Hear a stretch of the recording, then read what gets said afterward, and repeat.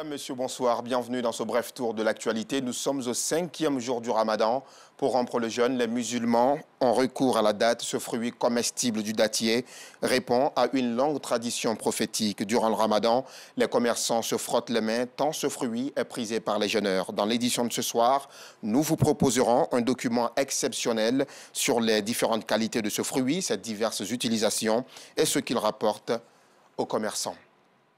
Ce mercredi 6 avril est célébrée la Journée internationale du sport pour le développement et la paix, une journée créée par les Nations Unies en 2013 pour célébrer la contribution du sport et de l'activité physique à l'éducation, au développement humain, à l'adoption de modes de vie sains et à l'édification d'un monde pacifique. L'actualité, c'est aussi la condamnation à perpétuité de l'ancien président burkinabé Blaise Compaoré pour son implication dans l'assassinat de son prédécesseur Thomas Sankara. La Cour a également requis la prison à vie pour le commandant de sa garde, Hyacinthe Kafando, et le général Gilbert Diendéré, un des chefs de l'armée lors du putsch de 1987. Tous les trois ont été reconnus coupables d'atteinte à la sécurité de l'État, de complicité d'assassinat et de recel de cadavres. Nous y reviendrons ce soir. Il y a quelques heures, l'ancien Premier ministre guinéen Ibrahima Kassori Fofana ainsi que trois anciens membres du dernier gouvernement d'Alpha Condé ont été inculpés et placés sous mandat de dépôt à la maison centrale de Conakry. Il leur est reproché de s'être enrichis de façon illicite et d'avoir détourné des deniers publics. Cette arrestation survient après des enquêtes initiées par la Cour de répression des infractions économiques et financières.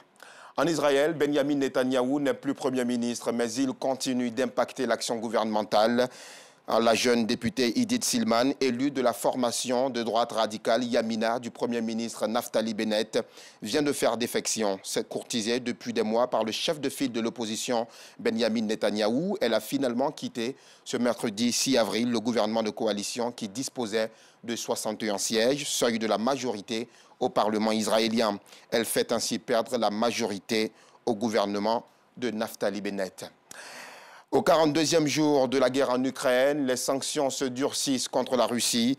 Cette fois-ci, les Occidentaux souhaitent suspendre la Russie du Conseil des droits de l'homme. C'est la présidence de cet organe principal des Nations Unies qui l'a annoncé.